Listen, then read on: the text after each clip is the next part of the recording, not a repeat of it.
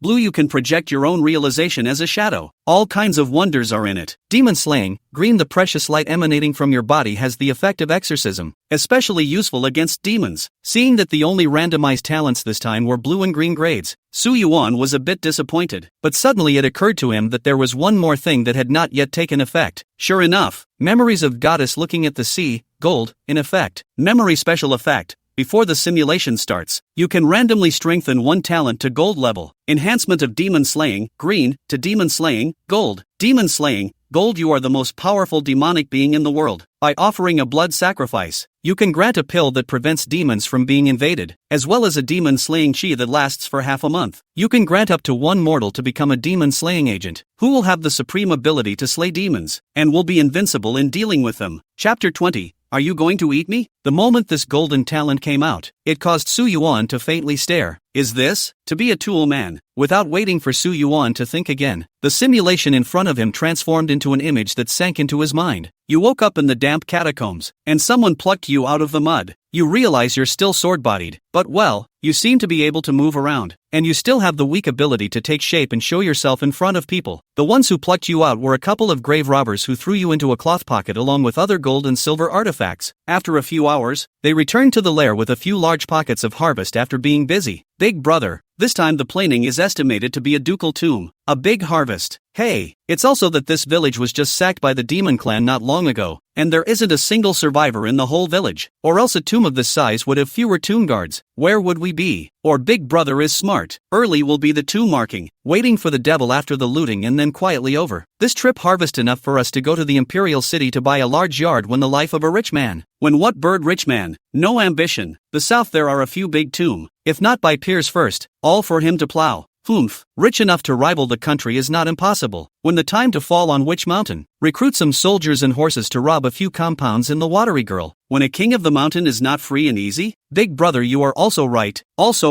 The king of the mountain is also quite good. Su Yuan couldn't help but laugh lightly as he listened to their conversation. The king of the mountain seems to have even less ambition, but not necessarily. If it is the era of war, the king of the mountain still have a few self-protection ability. The rich family is estimated to be a moment ready to be a blood bag of fat chickens. This world is being infested by demons? Su Yuan, however, was not afraid of the demon race. Swing the devil, swing the devil. With this gift in place, come one he kills one, come two he kills a pair. It was just that Su Yuan felt that this time the sword body was empty and devoid of any semblance of cultivation. He desperately needed to find rare offerings to give back to himself. You appeared before these grave robbers. A few thieves saw an extra person appear out of nowhere in the empty corner piled with gold and silver, looked at each other and fainted in fear. You feel an instinct in your body to pursue the sacrifice, but that instinct doesn't respond in the slightest to the few brigands in front of you, which means they're not good enough to be sacrificed. You tied the bags of gold and silver to your horse and left the place. You set out on a journey in search of offerings, a lone horse carrying a few bags of parcels, with not a trace of a man on the horse's back. You don't come across any valuable offerings along the way. Good thing you're patient. I don't know how far I've traveled, but the horses are tired and the packages on their backs are tumbling down the hill, and you're among them. You spilled down to the foot of the mountain mixed with gold and silver, and were picked up by a small, thin, white hand. At the moment of contact, you become so excited that you almost can't contain the excitement and want to take possession of it immediately. Instinctive reaction tells you it's extremely rare, though the owner of the small, thin, white hand was withered and his face as spent as if he had rolled in a mound of mud. A pair of gleaming eyes stood out as something different. She ignored the gold and silver that tumbled down with it, and only looked at this ancient short sword with a peculiar appearance. It was as if there was a mysterious power on it that drew her in, causing her to peer at it curiously. The ancient short sword refracted a deep yet translucent dark crystalline color under the brilliant sunlight, magnificent and fascinating as the stars. Her eyes were drawn to it, and a bright light gradually bubbled up in her gleaming eyes. Just as she surveyed it, the sunlight on her head was obscured by a shadow. She tilted her head but saw only shadows in the harsh sunlight. A not-so-harsh voice rang in his ears. Jia jia jia, rare object, a good sacrifice. It's fitting that you and I are destined to be together. Follow me. She wasn't scared, just wide-eyed, as if pondering for a moment what that meant. Then to the shadow over his head he asked, "Are you going to eat me?" Su Yuan Ben had all thought of the scene where she cried and screamed after she showed fear on her face. At that time, how should she seduce and impress her, so that she would agree to voluntarily become a sacrifice, while she exchanged her power for it? She is so skinny, so small and no adult companion. Must be fleeing after the demon tribe's ransacking. On the way to flee the adults have fallen to protect her. So let's use fleeing as an entry point. Or for the thieves. The chaotic world of stragglers robbers are the norm. Most people suffer from the lack of power, can only watch everything happen. As long as there is power,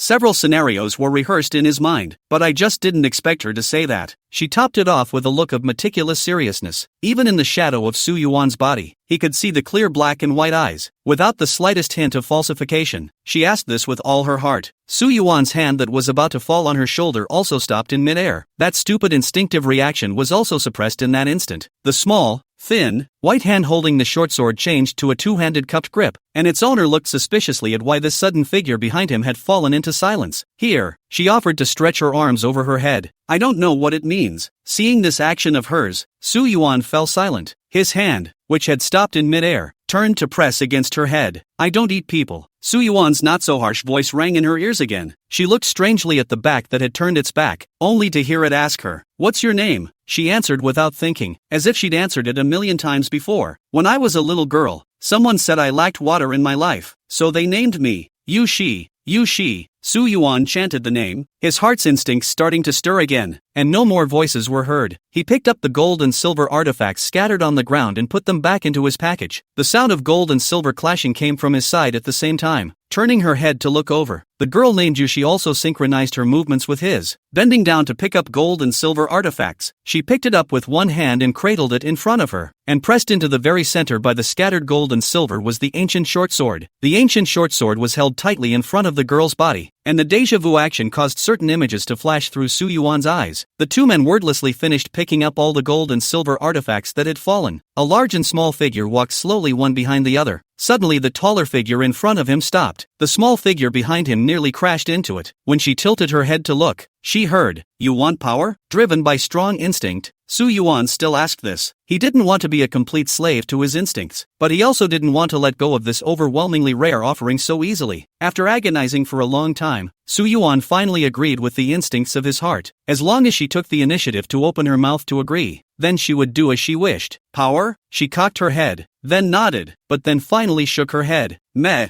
Seeing this, Su Yuan couldn't help but hum faintly as he continued to walk forward. Yushi didn't know what the humming meant, but seeing the tall figure in front of her resuming his steps forward, she also moved her pace to follow. The fallen horse's restraints were released and the wraps on the horse were transferred to a large and two small figures. With no goal in sight and no idea of what awaited them ahead, they traveled aimlessly in pairs through the stark yellow wilderness. Chapter 21, Let me teach you. The rare sacrifices you encounter do not crave power, and your instinct to bestow it fails. Though you didn't get to harvest feedback once, and you have no cultivation, you carry the gold and silver you picked up from the grave robbers, and you don't worry about your life afterward. But there was so much gold and silver, you found a place to bury it and only took a small portion with you. The girl named you, she follows you everywhere you go, just like you do. You don't care about living in the wilderness in the wind, but seeing Yushi's skinny body and dirty face, you decide you need to find a city. You're heading south, but you come across a group of refugees in rags, traveling back and forth for kilometers. Refugees from Nangwan City, saying that Nangwan City has been captured by the iron hooves of the demons, and that no one left in the city has survived. You lead Yushi around the refugees, but Yushi's eyes are fixed on the refugees for a long time. You don't want to go further south, but Yushi takes the rare initiative to hold you to the south. Along the way, Su Yuan saw that the village was in shambles. 9 out of 10 households were empty, and the road was full of weapon wrecks and pecked clean white bones. The birds that had eaten the human flesh even looked at the two of them that were alive with a wrong look in their eyes. Yushi watched all of this in ignorance, looking extremely attentive, but the expression on his face was a bit confused. "Do you feel anything when you see this?" Su Yuan asked her. She nodded first. "I will guard this." "So you want power?" She shook her head again. "And how do you guard it without power?" A hint of confusion reappeared under her eyes. It was a calm confusion, except the confusion of it all. It's as if things that have nothing to do with you have been arranged long ago, but the confusion of having to do it yourself. Su Yuan finally understood where that hint of dissonance came from. Perhaps the girl was not so much incapable of fear as she was numb. Numbly calm, calmly numb as a soulless vessel. "Who taught you?" Su Yuan asked helplessly. "People around. All say so." Rain Sunshine responded in a small voice, her tone frowning.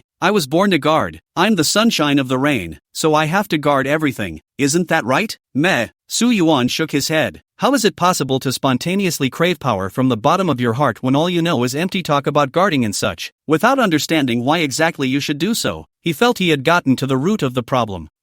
Let me teach you what true guardianship is, and then you'll realize how weak and powerless you are. He didn't care what she had to guard and what she was born into, perhaps a descendant of some general who died in battle, or a descendant of a fleeing family. Those don't matter to him, he just needs her to initiate that statement. Say it yourself. Give me strength. That's enough. She tilted her head to look at Su Yuan's face hidden in the shadows of the sun. The color of her eyes inexplicably touched, and that unchanging sight swung up slightly. These were words she had never heard before, words that those around her never said that to her. She asked him, "What's your name?" Su Yuan replied without hesitation, "Call me Mr. Magic Sword, but it always feels like you don't look like a demon. Real demons are scary. Am I not scary?" The girl shook her head. Su Yuan felt that his majesty was gone. You will see it sooner or later, as long as you speak the moment you desire power. I hope you won't regret it then. Not hearing a reaction coming from the bottom, Su Yuan, who felt it was not enough, added another sentence, GGG. But Su Yuan always felt that he didn't smile eerily enough to have that flavor. The girl's expression didn't change at all either. Su Yuan, who couldn't scare anyone, was rather puzzled, but sooner or later, he would get what he wanted. You've made up your mind and you don't want to give up this fat piece of meat. You've discovered the hidden side effects of this gift, and just like the last simulation, the instinct to seek out sacrifices is deepening on you, especially with such a rare offering around. You desperately need her to say that. You traveled deeper into the north, but the conditions on the way were so miserable that even the ground was stripped of its turf, and you were unable to find anything to eat, and were watched by the refugees you met from time to time. This body manifested by Su Yuan was not thin and weak, compared to those refugees who had long been twisted beyond recognition due to hunger. He was undoubtedly strong and sturdy, especially since he doesn't need food. Su Yuan didn't know how far they'd gotten, only that they were still bumping into refugees on the way. He traded the silver for some food from one of the cleaner and more intact fleeing caravans, which was presumably a large fleeing family. At first, they refused to do it, if not for Su Yuan's fierce and threatening face, and taking out more than several times the amount of silver. They probably wouldn't have agreed at all. Eat? Su Yuan nonchalantly threw the bran cake he got in front of Yushi. This bran cake is a cake made of sifted wheat rinds, rough and hard to swallow, but it is a rare food on this road to escape. Along the way, Yushi was already starving and skinny. If not for the 2 naan breads in her arms that she had been carrying since who knows when, she wouldn't have lasted until now. She didn't say a word either, and didn't know the slightest thing about crying out for hunger. It wasn't until she fainted from hunger that Su Yuan realized that the girl had long since cut off her food. Su Yuan was chagrined for a while. Eat up. If you starve to death, where will I find another good sacrifice? Yushi opened her eyes, and her clear autumn water-like eyes reflected Su Yuan's figure that was hidden under the shadow of the blazing sun. She stared at him in a daze of thought. She was awakened by the sound of arguing. He clearly saw Su Yuan fiercely arguing with someone, almost about to start a fight. Su Yuan's figure hidden under the robe to see does not show the body strong, but the sleeve a carry up. The bulging muscles look as bluffing. Seeing that the fists are about to start, the master of the caravan only came up to ease the situation. Only willing to sell a little bit of bran cake made of wheat husk, and refined rice is not in any way. Su Yuan could only stop, paying several times the price for 2 bran cakes. She recalled Su Yuan's ferocious expression as he almost got into a fight with someone, and it overlapped with the slightly chagrined face in front of her. What is true guardianship? She mused. The eyes went back to the 2 bran cakes in front of them. The look under his eyes came alive with a slight realization. She tried to brace herself, but collapsed again from weakness. Collapsed into the solid arms in front of him. A slightly mocking voice came from overhead. Just like you still say what guardian? Teach you to say those words are not afraid of little cute. Listen to me is right. When find a stable place, I teach you. Rainy sat across the floor, propping her head up against the man's chest. The man's rambling words she couldn't be bothered to listen to as she picked up the bran biscuit and shoved it to her mouth. The bran cakes were hard to swallow, but there was a slight hint of sweetness in her mouth. Are you listening to me? Su Yuan, who had rambled on for a long time, was rather helpless when he saw a rustling of the little head in front of him, which didn't look like it was listening in at all.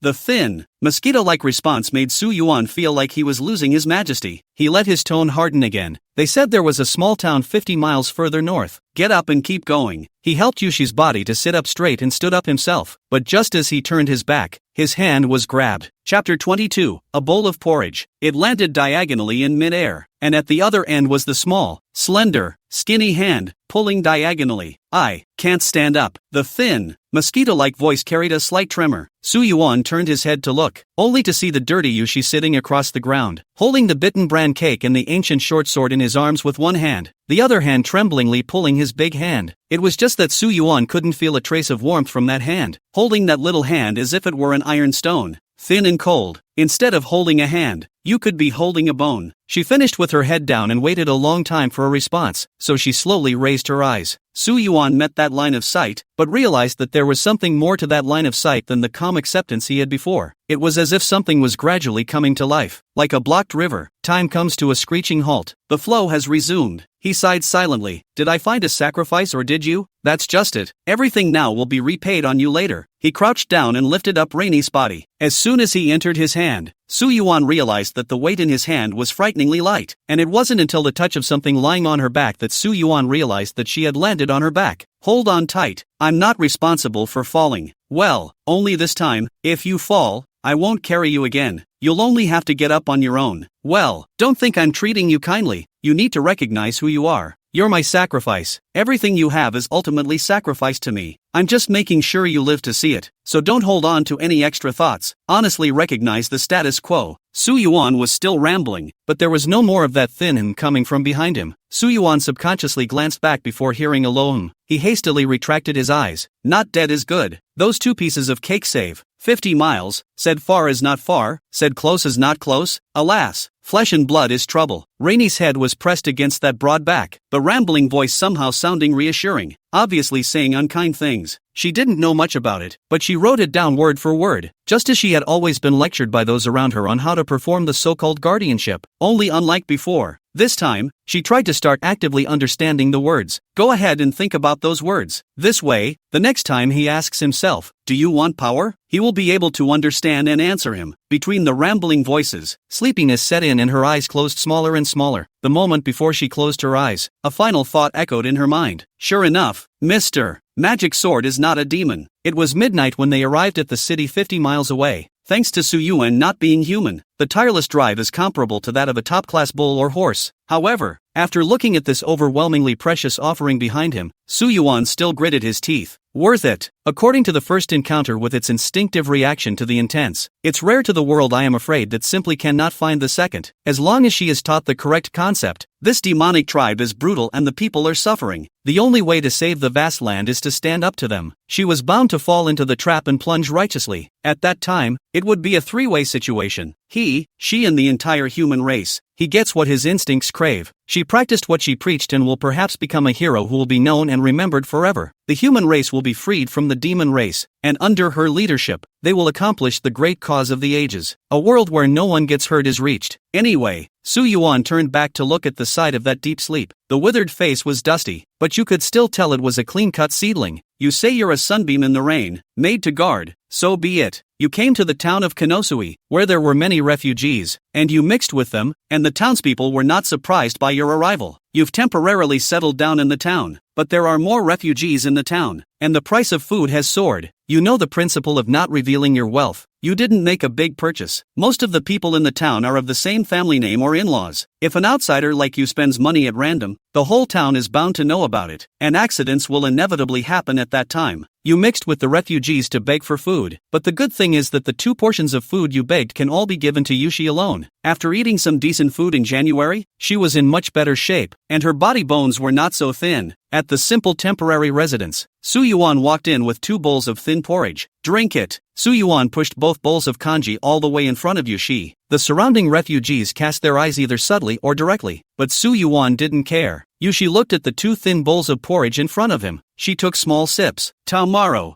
I'll go by myself. Su Yuan was indifferent. Good. He nodded. He's not here to serve. The next day, Yushi followed the refugees alone to beg for food, but all that came back was a bowl of half-remaining gruel. There was still little expression on her face. No fear, no worry. There is just calm acceptance, as if it didn't matter, as if everything was predetermined, except for a slight movement in the bottom of his eyes when he saw Su Yuan. She raised her eyes to see Su Yuan, and before she could change the color of her eyes, she saw Su Yuan rushing to her with an angry face. Where's the porridge? Su Yuan asked unkindly. Taken. As soon as Rainey's words left her mouth, her hand was taken and pulled towards the way she came. Who is it? Before he could go far, Yushi looked up and scanned the area, pointing to a group of grinning Hanyu. Those smiling Hans were not afraid to see Su Yuan, but instead raised the bowl that was licked clean in their hands. The number of bowls in their hands is exactly 1 more than the number of people. Su Yuan cursed and was just about to go up, but he was pulled down by a small hand. Rainey looked up at him and shook her head, but Su Yuan shook off Yushi's hand. Wait here. Don't move. After saying that, he rushed up, not caring that the other party had the numerical advantage, catching one and pounding it to death. not letting go even if several pairs of fists around him landed on his body at the same time. He whacks one punch, he has to take several himself, but Su Yuan is to hold that person, does not let go. Pounded that person, crying father and mother, miserable voice than anyone else. Listening to the surrounding people are not heart-trembling. Even the few people who surrounded Su Yuan hammer were getting more and more alarmed by the screams in their ears, but the two of them couldn't pull or fight. Mother asterisk asterisk asterisk asterisk her, this guy's crazy. Separate them or people will die. I should have